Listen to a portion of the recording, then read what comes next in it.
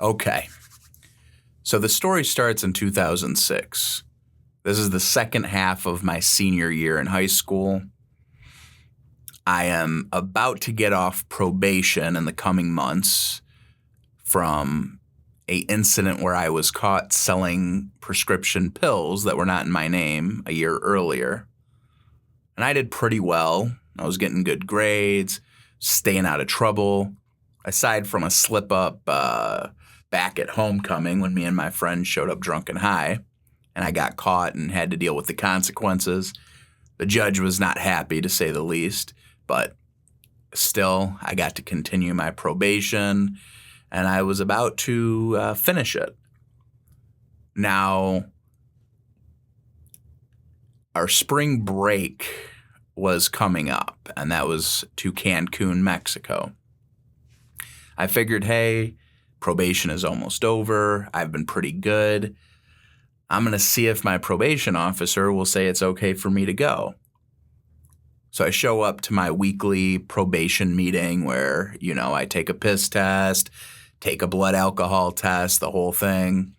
And, we meet and talk for about 20 to 30 minutes, ask me how things are going. And I present him the pamphlet of the spring break going to Cancun, Mexico. Now, he looks a little confused, and I say, hey, so here's what's going on. My senior trip is to Cancun. I was wondering if you think it was okay if I went. Now, he did not think I was serious. He started laughing, and he goes, well, you're on probation, so you're not allowed to leave the state. Do you think it would be okay for you to go to Mexico? And shrugged it off, and I guess that was the end of that.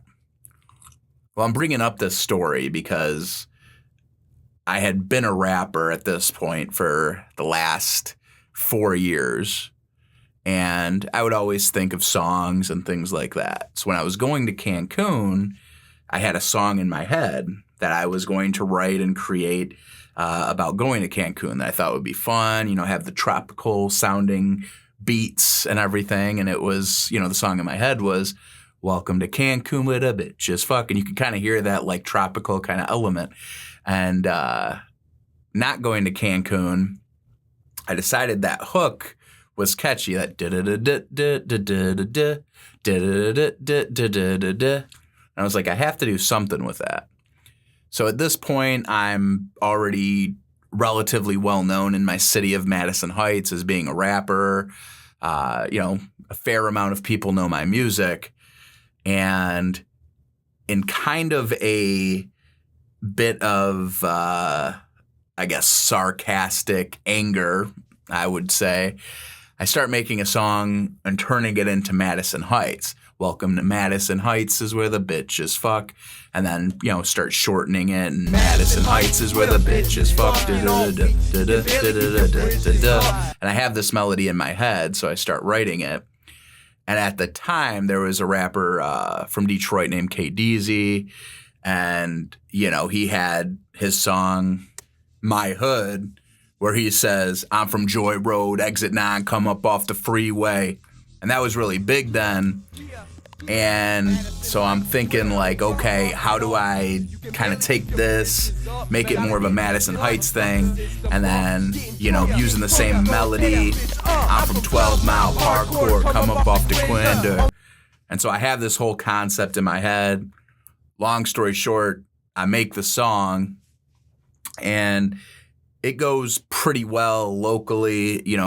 Out of all the songs on my MySpace that I put out, this one by far did the best. Got, I think, up to like 4,000 plays, which at the time was more than any level of streams or plays that any of my music got at that point. So it did fairly well, I guess, locally. But I really wasn't sure what I was doing at this point. Now I was graduating high school. I really didn't have a plan. I didn't go to college. I was just really hoping this rap thing would work out.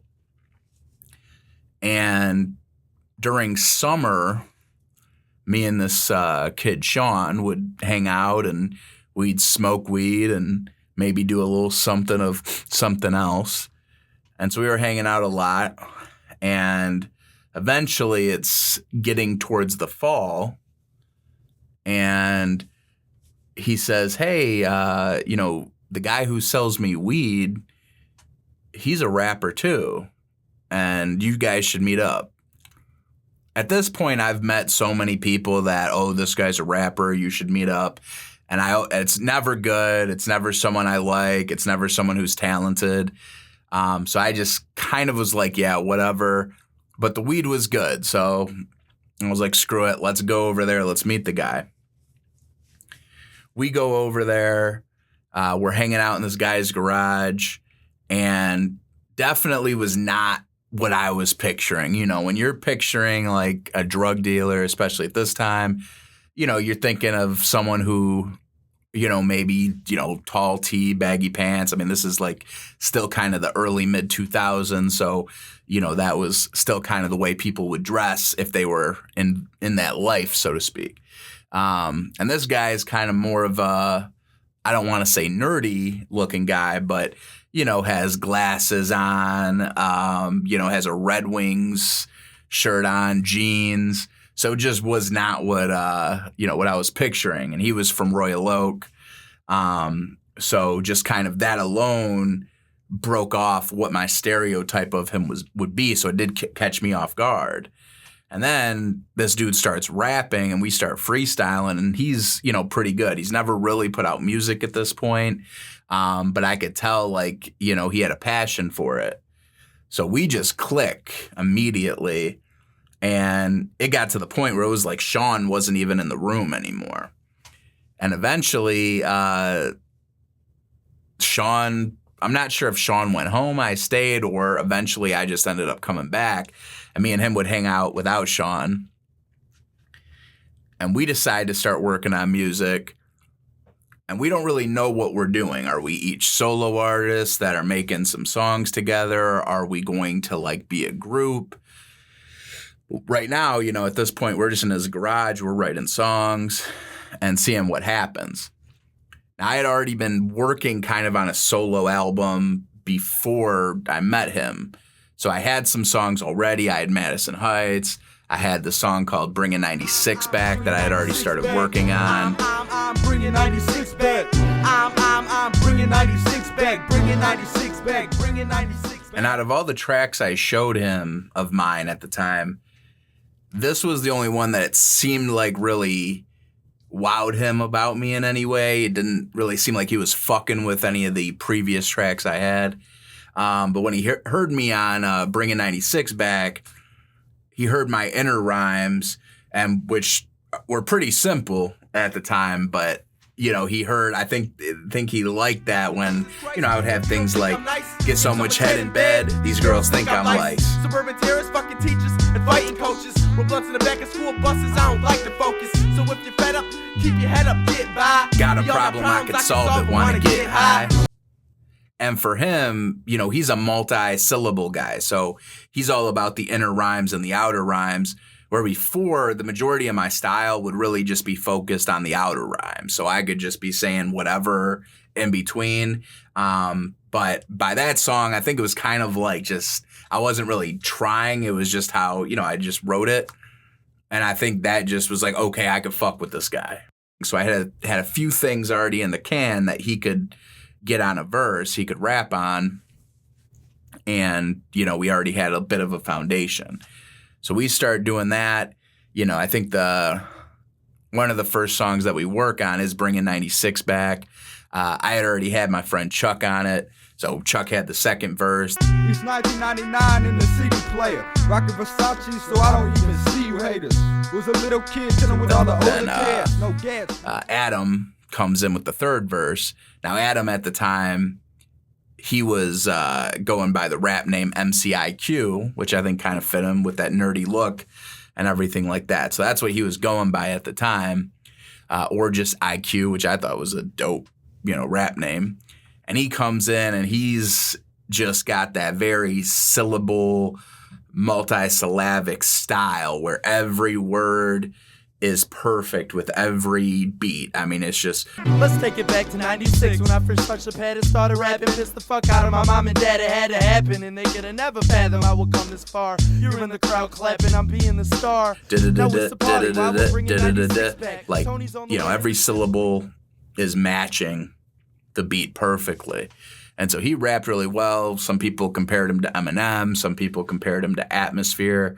But it was just dope because that wasn't my style, and that really wasn't the style of anyone I rapped with. So it definitely brought something different to what I was doing and offered me a little bit of, hey, this is another way that you can approach your music where you are more focusing on the syllables and also the flow, where I was mostly like about the lines, like the bars, and I didn't really think about like the in-between structure, which is what he was really good at, you know, multi-rhyming words on top of each other.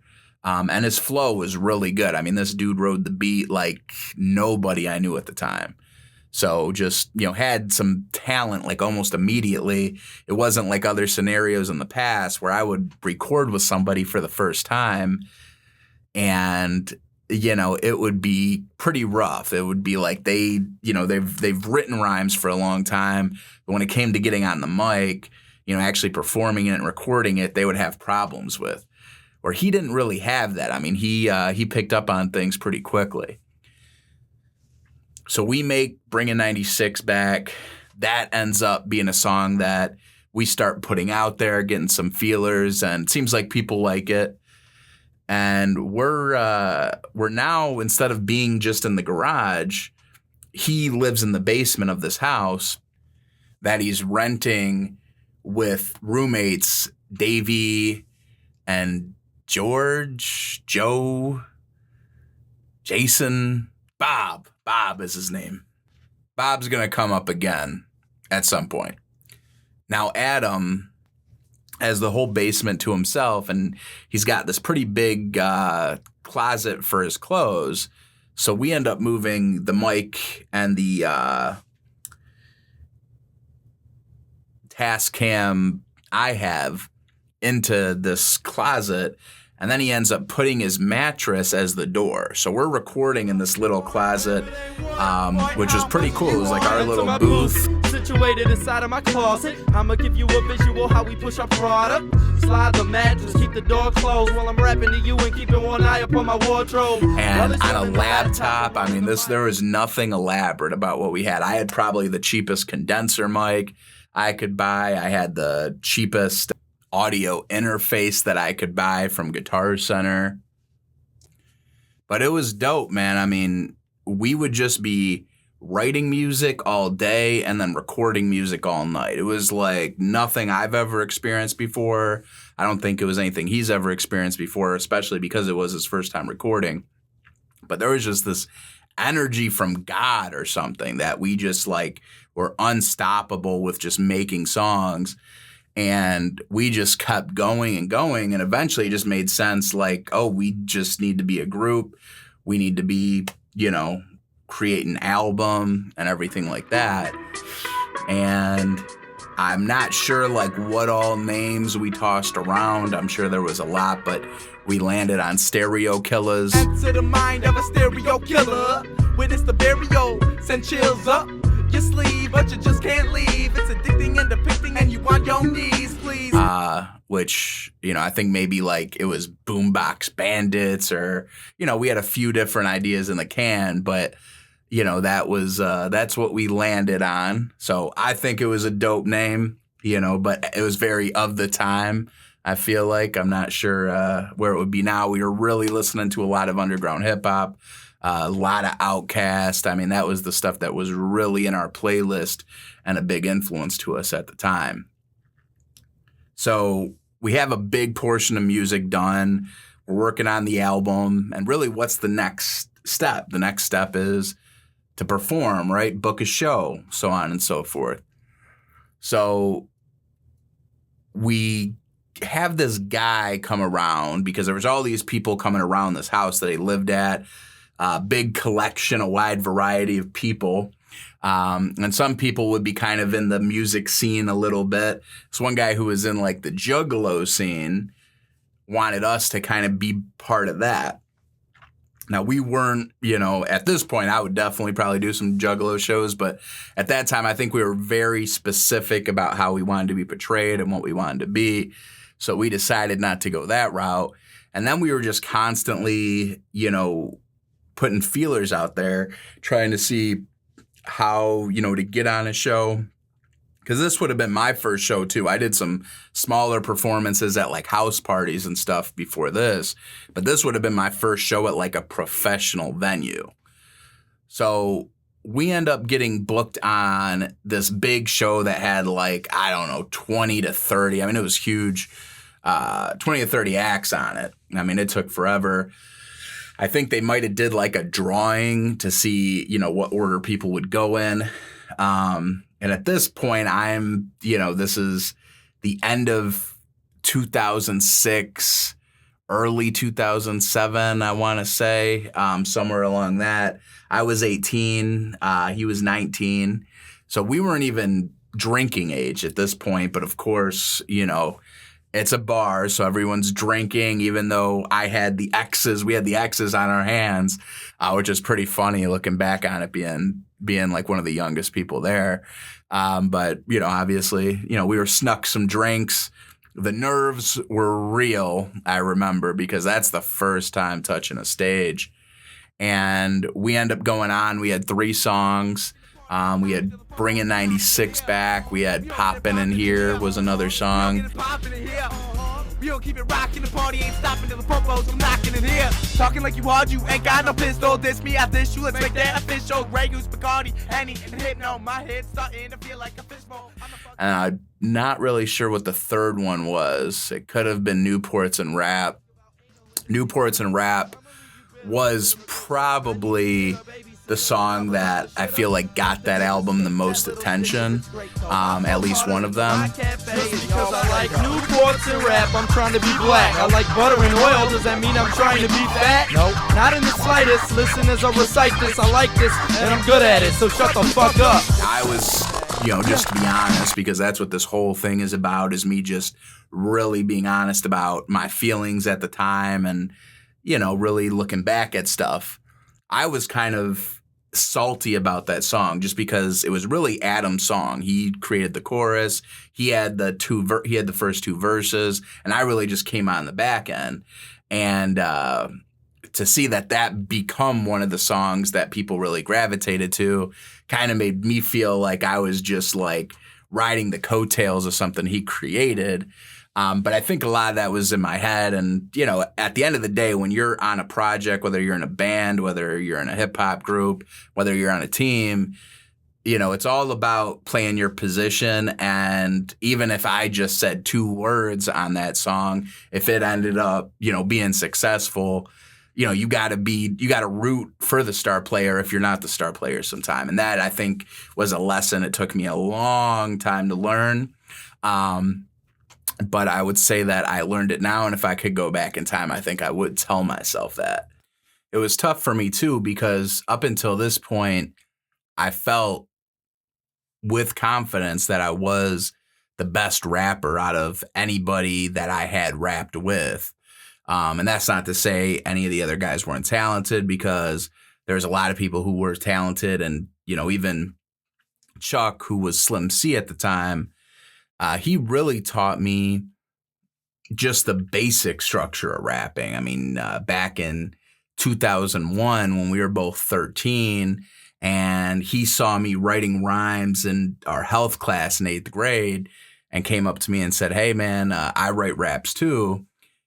And then we started recording on like some cheap Windows 95 plastic mic that I think was meant for like, online voice chats or something like that. And we would take this computer speaker, play the beat we were rapping to, put it to the mic while we were rapping, and have to record it on Microsoft Sound Recorder. That's how everything really started.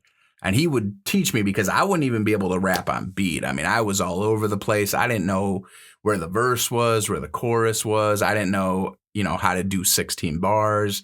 So he really taught me like how to follow the beat, how to structure, just the basics, the foundation. So I wouldn't be able to do really anything without him. So I'll always be grateful to him for that. But I think as time went on, I became like laser focused on doing it consistently. And he was not as, consistent with it. And I don't know if he had the same, passion for it or anything like that. So it just kind of went through that point.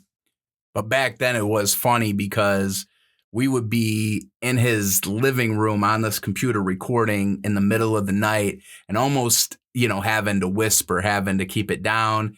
And, his parents would wake up from sleep and, yell down, "Hey, what's going on down there?" And we would have to pretend like we weren't rapping. So we were like secretly rapping like it was a bad thing, which is pretty funny. So back to the main timeline, working on the Stereo Killaz album with Adam, aka MCIQ. After that show, we keep trying to do shows. We keep trying to get on shows. We keep trying to do everything we can. If there's rap battles, we're trying to be there. We're trying to teach ourselves to be the best freestylers, to be the best rap battlers, to be the best writers. We wanted to be just the best of every possible technique of rapping. And we were super focused on it. So we keep recording this album, and we have a lot of songs done. He has a couple solo tracks. I have a couple solo tracks. One thing I did want to do, though, because I know I had like a whole group of friends and things that supported me, that always played my music. But I also realized, like, hey, if you shout people out, they're more than likely going to play your music even more and show it to other people because, like, hey, I got shouted out in a song. And so I decided that me and Adam are each going to make our own shout out song to all of our friends and everything like that. And it was called For All Y'all. So there's a Tony Paola version, which is mine. And then there's a MCIQ version, which is his. And of course, the first person that I have to shout out is Sean, the dude that originally introduced me and Adam together back on that day where he wanted me to meet his weed dealer who rapped. So it starts out, this one's for Sean Mack. Nicky's a Andy B, MC Clean, Jerry Speed, smoke about a half with me, B-Crack, D-Rap, even Joe Pap, round the block, Randy Kessler, bringing mad, no back, oh yo, we're drinking, Mike put nowhere, smoke throw with Brojo, you blow with Mojack, this for all my boys coming straight from the pencil, Big Ben, John Lee, Money, Eric Black, everyone up in Central, Simon and Savio had my back from the get-go. You're like brothers to me, remember cruising, crashing, trying to get home. And then you got IQ's version. This one's for Tim, Jesse, and the whole Gaddawa family. You're truly a blessing, and really thanks for having me. Mazel, I will try to call more, but I've been by my phone 24/7. What haven't you called for? I guess we all just got busier. Some friends stay straight edge, and I got dizzier. Steve Baker, I'ma holla at you, player. Rolling around the city with the radio all the way up. And Alan, I miss being pals in high school, but it's good just to know you're doing alright, dude. Keep your head up. Eve was my head slut, but she stopped taking calls. She'd suck anything that had a dick and a pair of balls. It gets to the point where now the album is about to be done, and we have, I don't know how many songs initially, if we even cut them down, because we end up with 21 songs total on the Stereo Killaz album. And now we have to think of the name for the album. Now, I don't know if it was me or he shared this as well, but I always had these visions of grandeur where I 100% thought I was going to be famous, and this was just another part of the story of my VH1 behind the music journey, right? So I thought after this album, we were just going to launch to stardom, and that's how confident I was of this music. And so we called the album The End of the Beginning, basically saying, hey, this is the end of us being underground rappers. This is the last you're going to hear us in this sound before we're signed by Dr. Dre or Jimmy Iovine or something. So that was just the feeling at the time.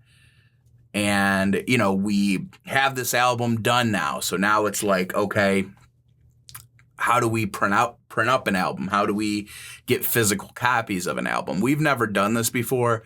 I've sold CDs in more of a bootleg way years prior, where I would just use my dad's computer printer and then on Microsoft Art or whatever, take a picture of myself and then write font in terms of like what album it was, right? Or, you know, one of the first albums I did called Only the Hood Die Young, it was literally just on white printer paper and then in blue font, Only the Hood Die Young. So it was like, that was it. I didn't even have any art or anything like that.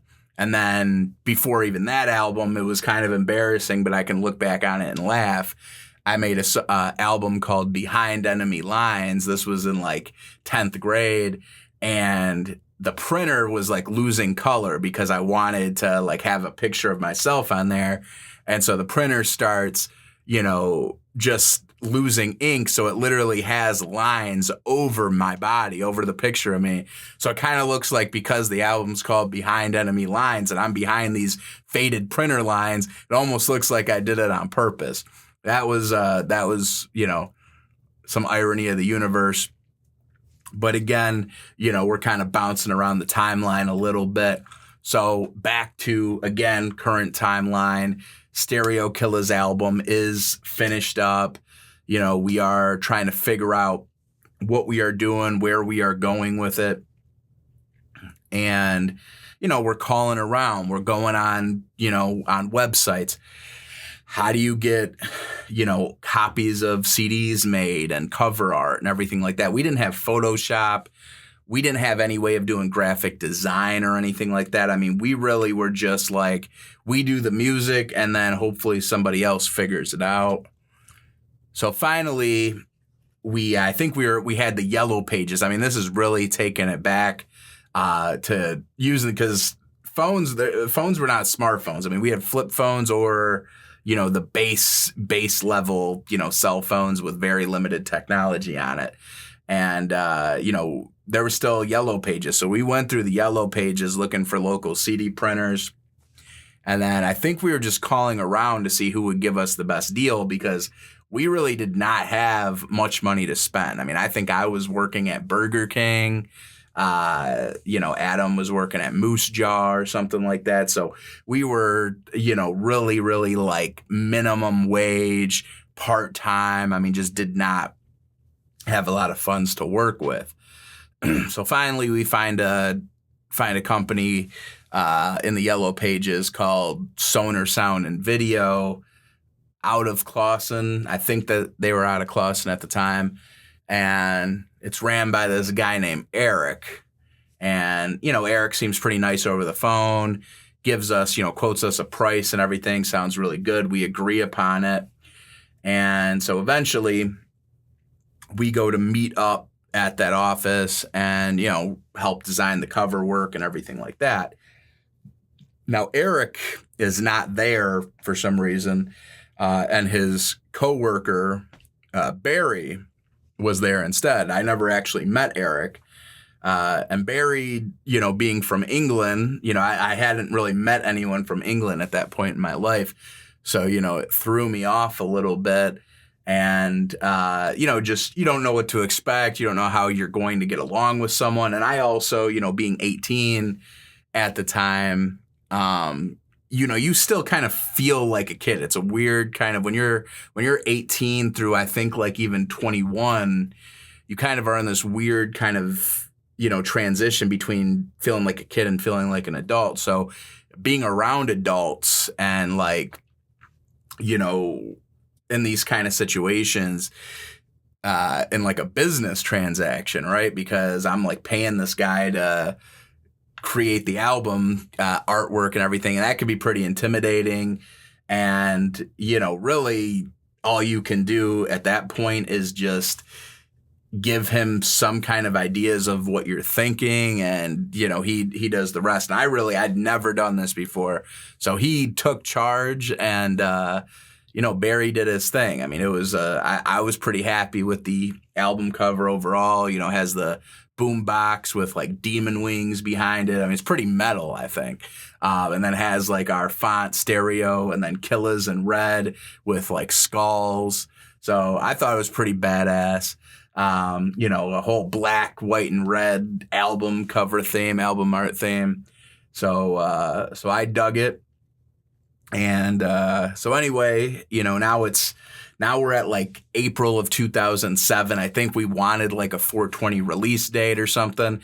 Not that there's like a lot of stoner music on here, but I think that was just, we knew a lot of our friends and everything were big into weed, and we had some weed smoking songs and stuff, just like everyone else did at the time. I have a calmer persona, chilled out by marijuana, can't put up with the drama brought on by Dolce Gabbana. So I think we were going for around that release date, and we start selling it to our friends, and it locally goes pretty wild. I mean, it's, I had friends that were in Central Michigan University. They took it up there, and, it got a little bit of a cult following up there. Madison Heights, Royal Oak, the Metro Detroit area. It was, we definitely had a buzz locally where people were, hearing stereo Killaz. I don't know if they knew what we looked like or anything like that, but it would get to the point where, if we met other rappers or anything, they would say that they heard of us. And now it's like, again, we're new to the doing shows and doing performances and everything like that. So it's like, okay, we need to do a record release party, right? We were just really trying to like follow the roadmap of other rappers that like went from underground to becoming famous. So it's like, oh yeah, even though we don't have really core fan base, or anything like that, we're gonna have a record release party, So it was a really interesting thing. So I think we had our CDs at Record Time, one of the legendary record stores of the Detroit area, and we set up a record release party. Throughout this period of me promoting our music online, I ended up getting in contact with someone named JP from the HP. So he was a rapper from Hazel Park, and he had this song called Broken HP, and it was like how I became kind of famous in Madison Heights for my Madison Heights song. He was like the Hazel Park rapper, and he had that song. And so, me and him connected on MySpace, and me and him clicked really well. And so, like, he would come over to Adam's house and, smoke weed with us, and, we would freestyle and have fun, but we hadn't really made music together yet, and I hadn't really seen him perform or anything.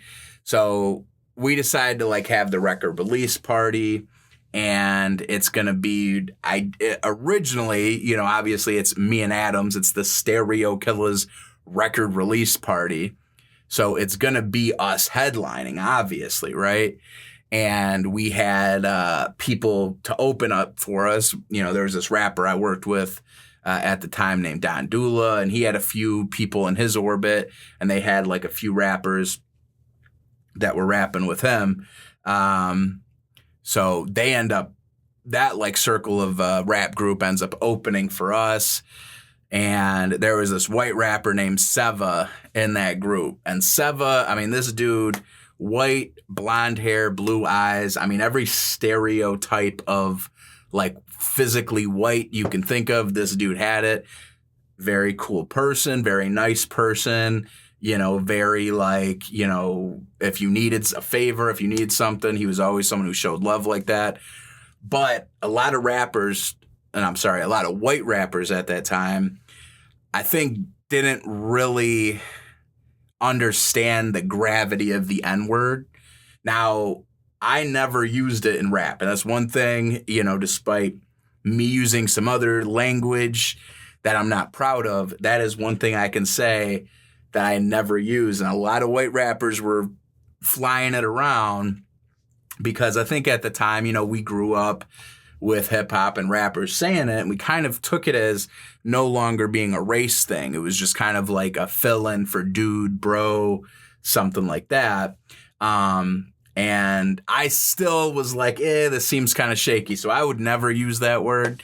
but there was white rappers who did. Sevo was one of them, and he was using that word like the C Murder song. So he used this almost after every line.